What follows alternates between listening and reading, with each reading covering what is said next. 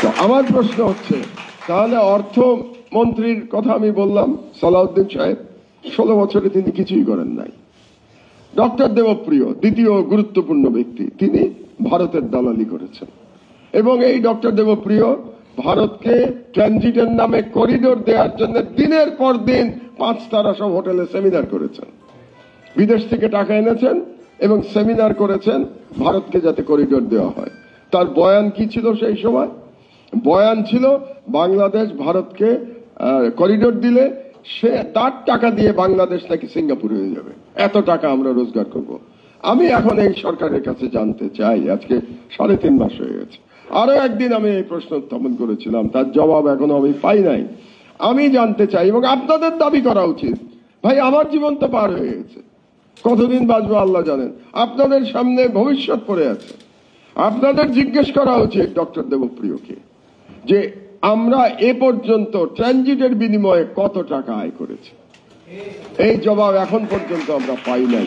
এই ফিগার আমাদেরকে জানাতে হবে, কারণ এই ট্রানজিট দেওয়ার মাধ্যমে আমরা আমাদের সভরেন্টি অর্পণ করে দিয়েছি, সমর্পণ করেছি দিল্লির কাছে। তো আমরা সভরেন্টি দিয়ে দিয়েছি, আমাদের সিকিউরিটি দিয়ে দিয়েছি, আমাদের সবকিছু দেওয়ার বিনিময়ে এই ট্রানজিট থেকে কত টাকা আমরা পেয়েছি এটা জানার অধিকার আপনাদের নাই। আপনাদের নাই কেন জানেন? ফুয়াদ যেটা বলে গেছে, আপনারা এখনো বাসিন্দা, এই জন্য আপনাদের নাই। আপনারা যদি নাগরিক হতেন তাহলে এটা জানার অধিকার আপনাদের থাকতো।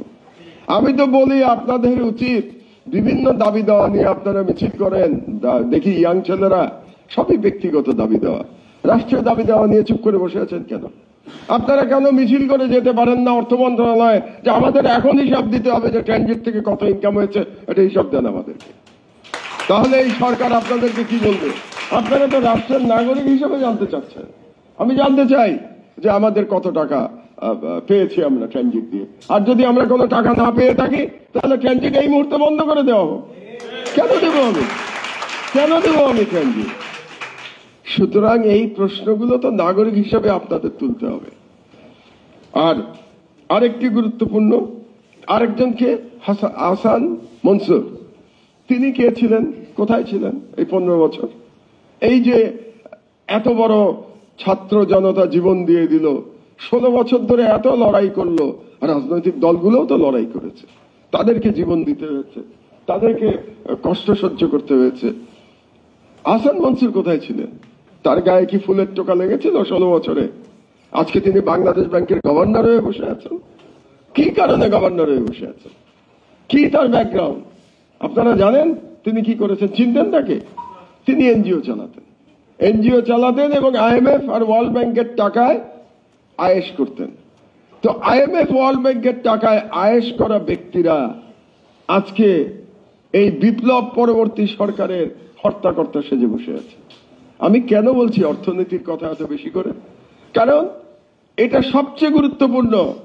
আরে ভাই, অর্থনীতি ফেল করলে বিপ্লব ফেল করে যাবে জনগণের কাছে।